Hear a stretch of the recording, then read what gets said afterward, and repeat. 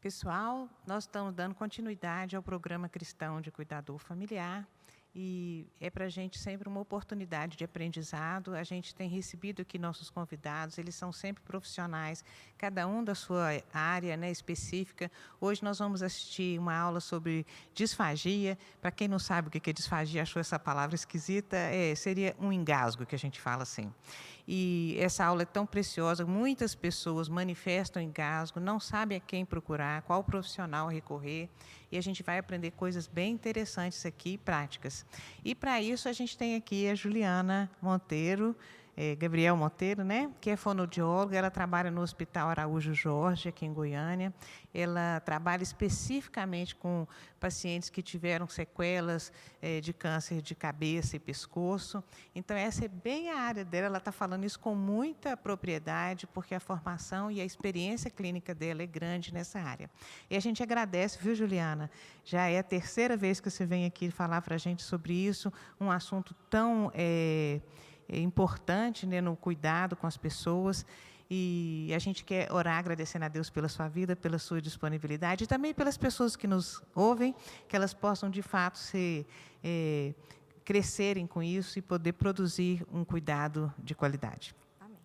Pai querido, nós queremos te agradecer por essa oportunidade, pela vida da doutora Juliana, pela disponibilidade dela de te servir, de vir aqui nos ensinar o seu conhecimento, passar parte daquilo que ela sabe, de maneira prática, para que nós, enquanto família, possamos cuidar com qualidade dos nossos idosos, prestando com amor e carinho e cuidado e zelo necessário.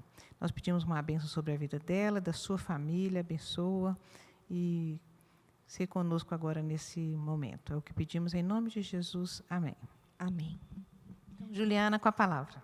Obrigada, Janine. Olá, irmãos em Cristo. Espero hoje poder estar contribuindo com vocês um pouquinho a respeito, né, do conhecimento e do meu trabalho de atuação em relação à disfagia. Então, o que vem a ser a disfagia? Disfagia é qualquer alteração que aconteça, né, do alimento, a partir do momento em que eu coloco ele na boca, até chegar no estômago. Qualquer alteração, dificuldade que eu apresento nesse trajeto, eu classifico como disfagia. A disfagia, ela não é uma doença, ela é um sinal que esse paciente está com alguma doença que está ocasionando a disfagia. Bem, apesar dela não ser uma doença, ela pode trazer impactos tanto no estado nutricional quanto no estado pulmonar desse paciente. Então, o paciente disfágico ele pode evoluir com uma desnutrição, com uma desidratação e também com pneumonias de repetição. Essa pneumonia, normalmente, ela é denominada de pneumonia aspirativa. Por quê? Foi uma pneumonia ocasionada pela presença de um alimento, de parte de alimento, que seguiu para a via que não era a via correta, a via digestiva. Ele seguiu para a via de alimentação. Então, esse paciente foi impactado, né, com uma pneumonia denominada pneumonia aspirativa. Nós classificamos as disfagias em disfagia orofaríngea e disfagia esofágica.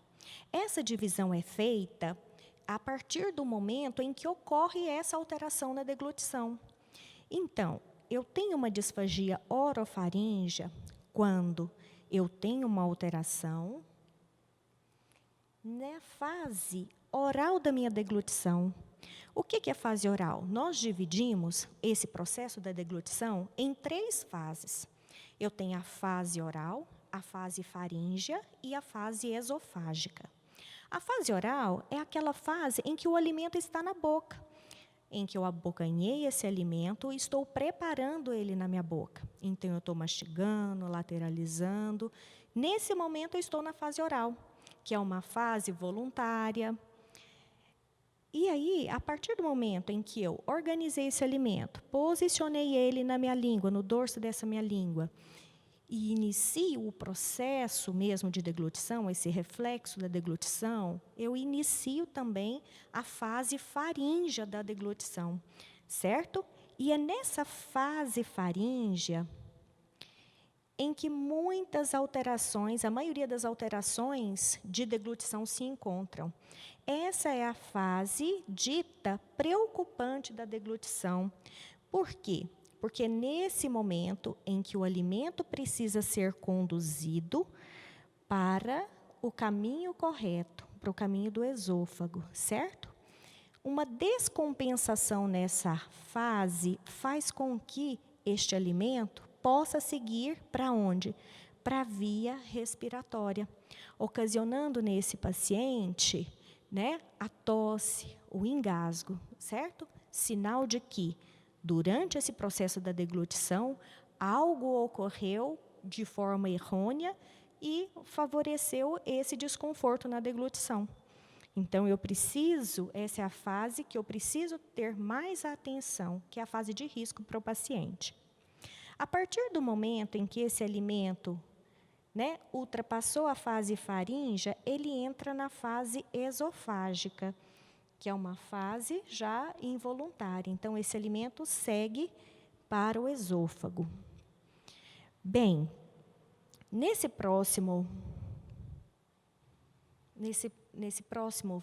vídeo, a gente vai conseguir visualizar essas fases da deglutição. Então, enquanto esse alimento, né, está na boca, eu estou mastigando, numa mastigação rotatória, bilateral, eu estou preparando este alimento. Posicionei ele na minha língua, iniciei a minha fase faríngea da deglutição. Olha que interessante o movimento, né, da laringe na proteção dessas vias aéreas. Então, vamos novamente observando, né? Neste momento eu tenho a fase oral da deglutição. Esse paciente está mastigando, preparando esse bolo alimentar. Posicionou ele na língua, iniciou a fase faríngea da deglutição. E aí vem a minha laringe, vedando, protegendo as minhas vias aéreas, de forma com que esse alimento não penetre aí, certo? E não siga para o caminho que não é o correto, que é o caminho da respiração, do pulmão. Vamos visualizar mais uma vez. Fase oral da deglutição. Posicionei o alimento, organizei, disparei meu reflexo, o alimento vem sendo conduzido para a parte posterior, para o meu esôfago. Essa é a fase esofágica da alimentação. Essa alteração da deglutição, ela pode acontecer de forma leve, quando às vezes uma orientação, uma alteração de consistência possa estar já organizando esse processo. Essa alteração pode ser moderada, já precisando de uma intervenção, de correção e de manobras, para que essa deglutição seja segura e eficiente. E essa disfagia também ela pode acontecer de uma forma grave. A forma grave da disfagia, normalmente a gente tem necessidade de uma via alternativa de alimentação, de oferecer para esse paciente uma outra possibilidade também de alimentação, como aporte nutricional, e aí a gente vai trabalhando, reabilitando, devolvendo essa possibilidade de voltar a se alimentar novamente pela boca. Bem, o acompanhamento clínico da disfagia orofaríngea, ela é feita pelo fonoaudiólogo. Então, o fonoaudiólogo é o profissional habilitado para avaliar, reabilitar e assegurar uma eficiência na deglutição. Já a disfagia esofágica, ela tem o tratamento médico. Então, a equipe médica é responsável por estar fazendo o segmento e o tratamento desse tipo de disfagia. E agora eu preciso pensar um pouquinho quais são os sinais, quais são os sintomas dessa disfagia, de forma a eu estar atento e já observando o meu familiar, os meus pais, os meus avós, Porque normalmente os idosos, naturalmente, podem desenvolver uma alteração nesse processo da deglutição. E eu preciso estar atento para mim já identificar essa dificuldade e auxiliá-los. Bem, o primeiro sinal e sintoma de uma alteração na deglutição é a tosse e o engasgo. Por que acontece essa tosse? Nós vimos ali que quando eu inicio aquela fase faríngea da deglutição, se algo acontecer errado, se esse alimento não quiser seguir para o caminho correto, se essa laringe não trabalhar eficientemente, aí o que acontece? Algo pode querer seguir para onde não deve, não é isso? E aí a tosse vem como um mecanismo de defesa. Então, a tosse é um reflexo de proteção. É um reflexo que avisa, opa, tinha algo querendo seguir para onde não devia, veio o reflexo de tosse e organizou, conduziu para que esse alimento fosse direcionado para o caminho correto. Já no engasgo, aconteceu que ele tossiu e algumas vezes a tosse não foi tão eficiente e ele acabou engasgando, quer dizer que algo já quis seguir para onde não deveria, certo? Então, esses são sinais claros de uma alteração na deglutição. Então, tosse e engasgos, né, frequentes, eu preciso de investigar. É claro que todo mundo pode tossir, às vezes durante uma alimentação, às vezes acontece, certo? Mas a nossa observação tem que estar na frequência disso. Além da tosse e do engasgo, eu posso observar que esse meu idoso, que esse meu familiar, às vezes está tendo dificuldade em preparar, em mastigar este alimento e tem mantido esse alimento mais tempo na boca. Então, eu preciso estar atenta e observando, será que ele está demorando para engolir? Será que ele tem ficado com esse alimento parado na boca mais tempo do que o habitual? Certo? Ou será que ele está tendo necessidade de engolir mais vezes?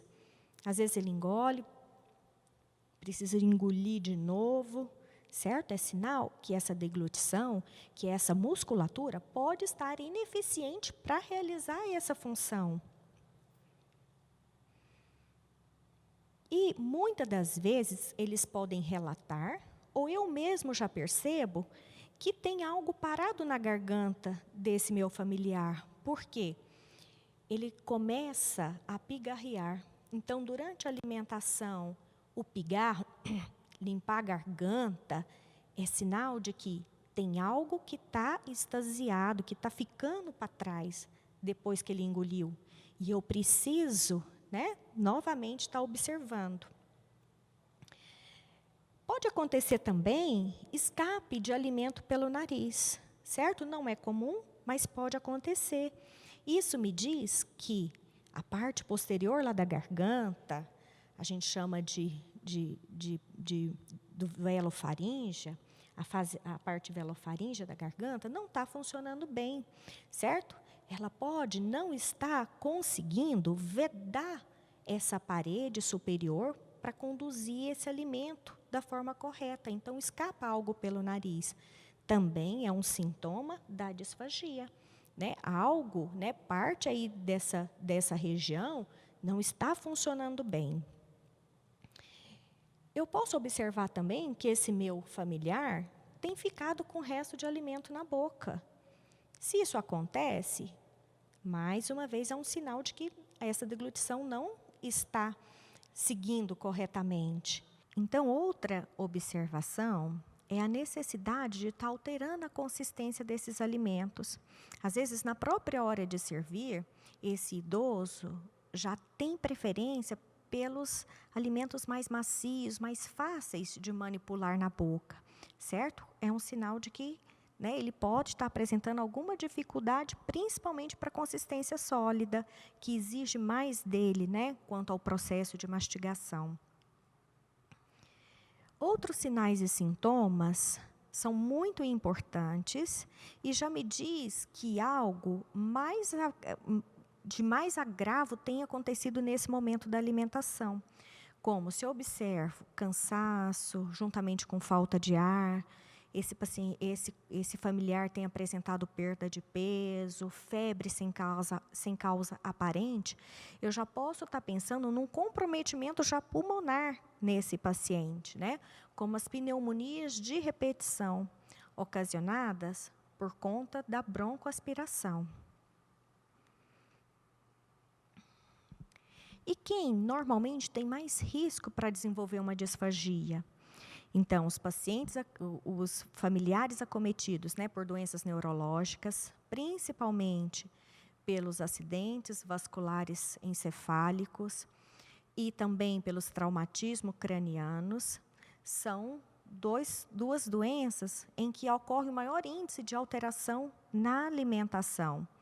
As doenças também neurodegenerativas, como Parkinson, Alzheimer, né, hoje tida assim, até com uma frequência grande, né, nos nossos entes queridos. Então, eles podem desenvolver, a partir dessas doenças, né, dificuldades no trajeto dessa alimentação. Aqueles indivíduos também que foram acometidos, né, pelo câncer em região de cabeça e pescoço, onde há manipulação de órgãos, né, como língua, lábios, mandíbula, esses também vão apresentar dificuldades, né, nesse processo. E também o idoso, né? A salinidade, ela traz impacto na deglutição, porque a gente sabe que a tendência, com o passar do tempo, é a gente perder massa, né, massa muscular. E isso enfraquece a laringe, né, a musculatura faríngea, a musculatura de língua, de lábios, de bochecha, que precisam ter eficiência para fazer todo aquele processo para uma deglutição em segurança. Nós temos estudos que demonstram que 27% dos idosos em nossa comunidade apresentam algum tipo de alteração na deglutição. Então, nosso olhar precisa estar voltado para essa população, de forma a orientar e já tratar na necessidade, para que eles não evoluam com uma alteração significativa e impactante, tanto nutricional quanto pulmonar. Bem, então eu preciso saber orientar esse meu familiar, esse meu ente querido, durante esse processo de alimentação, para que eu possa estar favorecendo para ele o prazer de estar se alimentando seguramente. Então, eu preciso, idealmente falando, né, é importante que o idoso mantenha sua autonomia, mantenha, né, essa independência no ato de alimentar. Então, às vezes, ajustes em utensílios, um prato mais fundo, uma colher menor, para que eu consiga controlar o volume deste alimento na boca, um copo de preferência dele, de preferência inquebrável. Então, alguns acessórios podem auxiliar esse paciente a manter essa segurança durante a alimentação. Outro ponto importante é o posicionamento, né? O se estar sentado durante a alimentação, eu preciso manter esse familiar sentado. Porém, se esse familiar está acamado, está passando por um momento em que precisa estar acamado, no mínimo eu preciso fazer a elevação do leito desse paciente a pelo menos 45 graus, de forma a manter essa elevação como forma de segurança para ele. Outra coisa que não podemos deixar acontecer é a alimentação de um indivíduo deitado, certo? A gente precisa de um bom posicionamento desse indivíduo. Se ele tiver com dificuldade em controle, né, de tronco, eu posso ajustar, promover organizar essa cabeça para favorecer para ele. Lembrando que o posicionamento de cabeça, o ideal é que ele fique com o queixo mais para baixo um pouquinho. A própria manobra de queixo para baixo já favorece a proteção de vias aéreas. O que eu não posso deixar acontecer é a extensão da cabeça, tá? Deglutir em extensão, para qualquer pessoa, se você tentar engolir com a cabeça caída para trás, é muito difícil. Imagina para quem já não está tão bem quanto a essa função. Durante a refeição, eu tenho que pensar, eu só posso oferecer esse alimento caso esse familiar não esteja sonolento. Às vezes, alguns medicamentos, trocas de medicamentos, pode afetar o estado de alerta desse familiar. Então, estando ele sonolento, eu não faço essa oferta naquele momento. Eu evito também, durante a alimentação, durante o momento em que ele esteja com o alimento na boca, estar conversando com ele. Lembra, o mesmo órgão, a laringe, o mesmo órgão que produz o som, é o órgão que protege também para esse alimento não entrar em vias aéreas. Então, se esse familiar está com o alimento na boca, eu não converso, para que eu não precise ativar outra função da laringe, comprometendo a função de proteção de vias aéreas. Eu também devo dar preferência aos alimentos que é de costume do familiar, certo? E cada um tem um ritmo e uma velocidade de alimentação, e eu preciso respeitar isso, certo? É importante que, principalmente, eu não apresse esse familiar, eu não apresse para ele engolir, certo? Porque a própria idade deixa a pessoa mais lentificada, né? O andar dela é mais lento, o falar é mais lento, o ato de engolir também é mais lento. Então, eu preciso respeitar essa individualidade e não estar, né, preocupada com horários, certo? Evite também distrações nesse momento da alimentação. Então, conversas paralelas pode chamar a atenção desse idoso e ele desviar a atenção para aquilo que ele precisa realmente estar prestando atenção, né? Que é engolir forte, engolir preciso. Televisão é outro fator que às vezes chama a atenção do paciente e faz com que ele desvie a atenção, atrapalhando a eficiência da deglutição. Certifique sempre, caso esse familiar já seja dependente de alguém para fazer a oferta desse alimento, então certifique-se se ele terminou de engolir todo aquele alimento, toda aquela colherada, para só depois oferecer a próxima colherada. Tá? Então, eu preciso ter esse cuidado, certo? Para mim não, né, ele ainda está com o resto na boca e eu já estou oferecendo mais comida.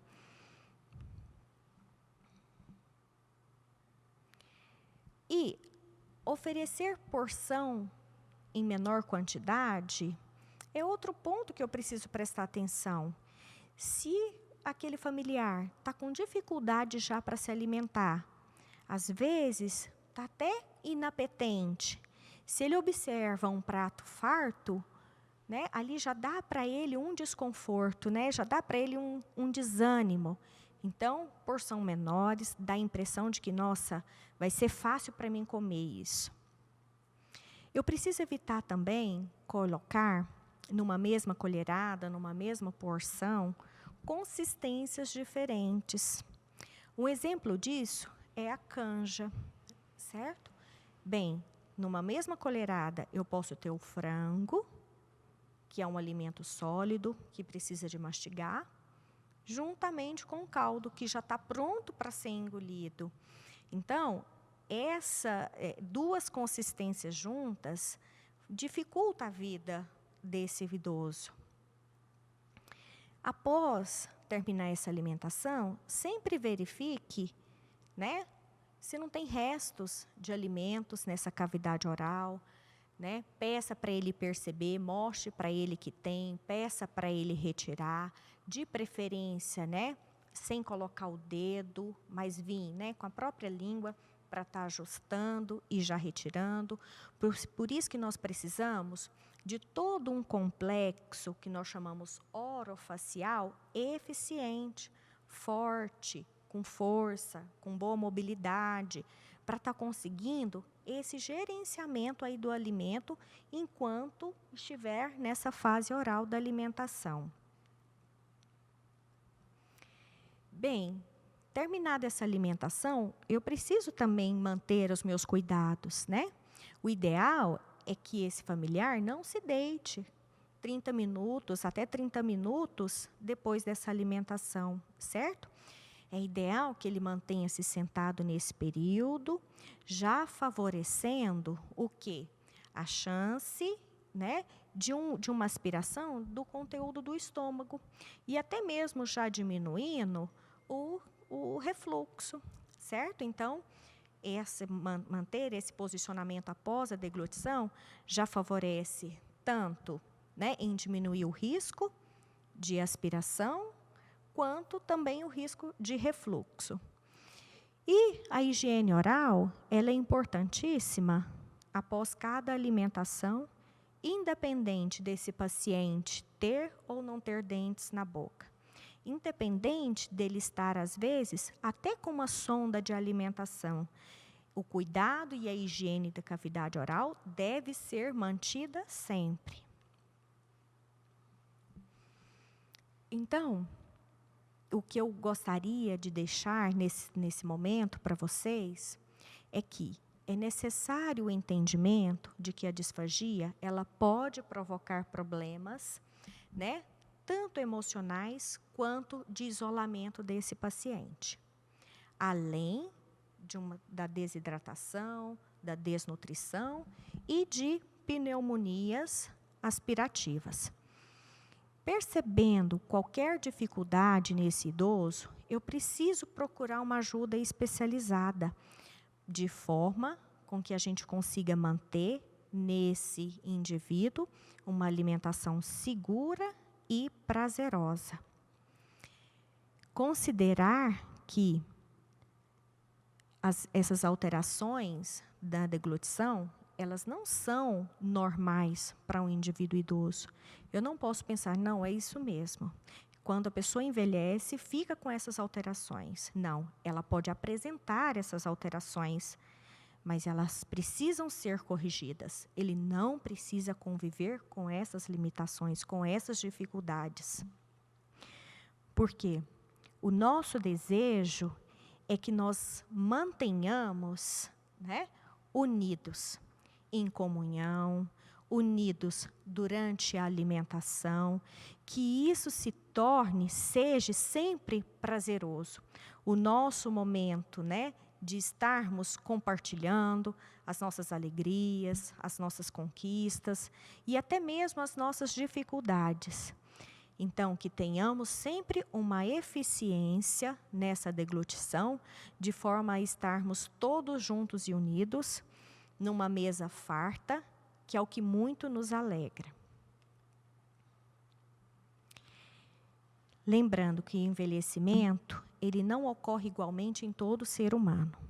Alguns apresentam maiores dificuldades nesse processo. Contudo, o avançar da idade necessita de cuidado e de atenção específicas para aquele momento, para que esse envelhecimento ocorra de uma forma saudável.